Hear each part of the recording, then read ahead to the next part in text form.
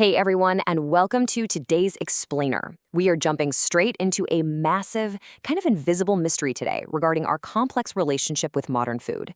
We're going to be looking at some underlying dietary patterns that are silently reshaping our health, and we're going to use the hard data to decode exactly what is ending up on our plates every single day. So let me hit you with a pretty wild question taken directly from our source material today. Is your food eating you? I know, it sounds a bit like a science fiction movie, right? But as we peel back the layers on modern food manufacturing, you might actually find that the things we consume are, in a very real way, actively consuming our health, our traditional food cultures, and our overall well-being. To really get why this matters, picture this bizarre dietary paradox discovered over in Brazil. Professor Carlos Monteiro and his team at the University of São Paulo were digging into adult obesity rates. They found that between 2002 and 2013, obesity in Brazilian adults more than doubled, jumping from 7.5% to 17.5%. But here's the massive contradiction. During that exact same 10-year stretch, families were actually buying less raw sugar and less cooking oil. Think about that for a second. If people were buying less sugar and fat, why on earth were obesity and type 2 diabetes absolutely skyrocketing? Well, spoiler alert, here is our hidden culprit, ultra-processed foods, or UPFs. You see, the sugar and fat didn't just magically disappear from the Brazilian diet.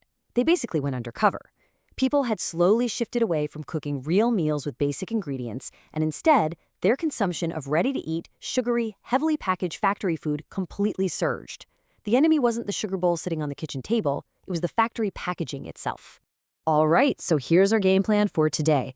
We just unpacked the dietary paradox, so next we'll look at the NOVA classification system to decode our diets. Then we'll learn how to actually spot ultra-processed foods, examine the hidden toll they take on our health, and finally, look at some real steps for reclaiming your plate.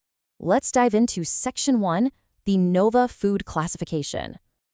To figure out what went wrong in Brazil, researchers put together a brand new categorization system called NOVA. And what's cool about NOVA is that it doesn't just obsess over calories or nutrients.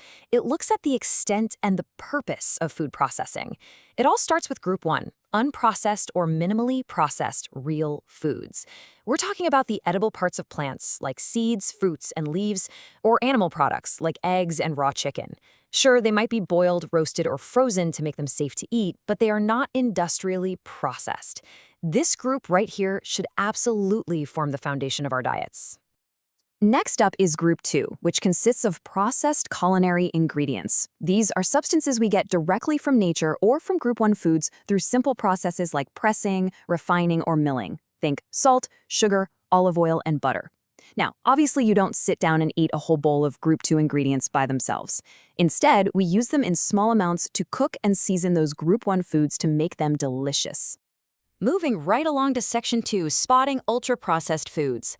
So, Groups 1 and 2 make up your standard, wholesome, home-cooked meals. But navigating the grocery store gets a little tricky when we hit Group 3, processed foods. Basically, these are just Group 1 foods that have had Group 2 ingredients added to them to make them last longer or taste a bit different. Think of a simple cheese, canned vegetables, fruits and syrup, or traditional salted snacks. They are processed, yes, but they're generally okay for you, depending entirely on how much sugar or salt has been added. But then, we hit Group 4, ultra-processed foods, and this definition is absolutely crucial. These are factory-produced, highly packaged foods that contain at least one additive you would never, ever use in a normal home kitchen. They go through intense industrial processes, like carbonating, firming, bulking, and defoaming. And their primary purpose? To be intensely, irresistibly palatable, nutritionally unbalanced, and to aggressively replace real foods in your daily life. To really spot them out in the wild, you kind of have to become a label detective. Just listen to some of these bizarre ingredients. Casein, whey, hydrogenated oils, soy protein isolate, maltodextrin, high fructose corn syrup. This brings us to what I like to call the kitchen test. Think about your home pantry right now. You've got salt, flour, oil. Do you keep a casual jar of maltodextrin sitting right next to your baking soda? Yeah, probably not. If you see these chemical-heavy factory ingredients on a label, you are holding an ultra-processed food. Simple as that. And the crazy thing is, they are literally everywhere. Group 4 includes the super obvious culprits like fast food burgers and brightly colored carbonated drinks, for sure. But it also includes things you might not expect. packaged breads packed with emulsifiers, fish nuggets, mass-produced cakes, and instant noodles. Because they're engineered with artificial flavors to be hyper-palatable, meaning you literally can't stop eating them, people end up consuming them in vast excess, and it completely pushes real, nourishing foods off their plates. Actually, scratch that. It's not just obvious junk food. Here is the mind-blowing Trojan horse reveal from our sources today. A lot of items that are aggressively marketed to us as healthy are actually Group 4 ultra-processed foods in disguise. We're talking about packaged health drinks, energy bars, instant soups, and even products targeted at the absolute most vulnerable among us. Yes, even infant formula falls strictly into the ultra-processed category. Now, the World Health Organization is clear that human breast milk is the optimal real food for babies, providing perfect healthy growth and cognitive development. And while plain animal milk is minimally processed, those heavily manufactured powdered infant formulas and follow-on baby cereals, they are packed to the brim with industrial processing and additives. Which brings us to Section 3, the hidden health toll.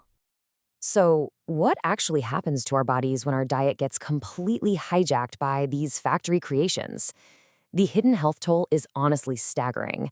We are talking about major, life-altering risks like cancer, obesity, heart disease, and diabetes. The scientific research has dug deep into the associations between UPFs and health outcomes, and the data shows that eating UPFs leads to a significantly faster eating rate. People just consume them quicker, and they cause way more weight gain than unprocessed foods, even when the calorie counts are exactly the same.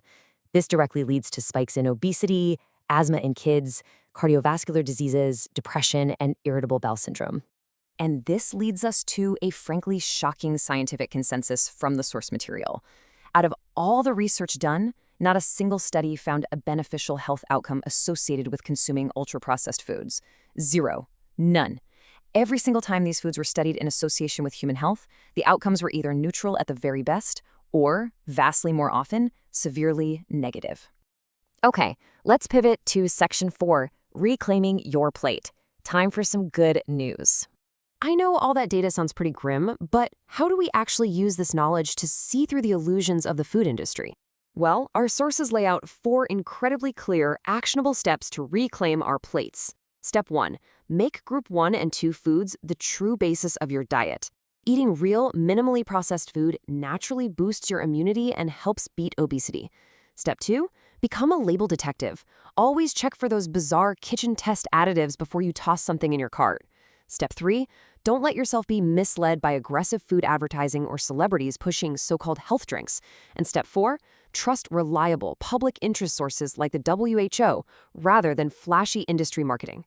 I really want to highlight this incredibly bold advice directly from the Brazilian Dietary Guidelines, because they are truly leading the global charge on this. They do not mince words. Their official guidance states, avoid consumption of ultra-processed foods, and teach children to be wary of all forms of food advertising. It is such a powerful reminder that we, as consumers, have to actively defend our plates against misleading marketing that's basically designed to replace our cultural food traditions with profitable factory products. So, as we wrap up today's explainer, I want to leave you with a final, provocative thought to chew on before you open your fridge for your next meal. Who is really designing your dinner, you or a factory? Armed with the NOVA classification, you now have the exact tools you need to decode your pantry, spot those industrial additives, and take back control of your own health. Thanks so much for joining me today, and as always, stay curious.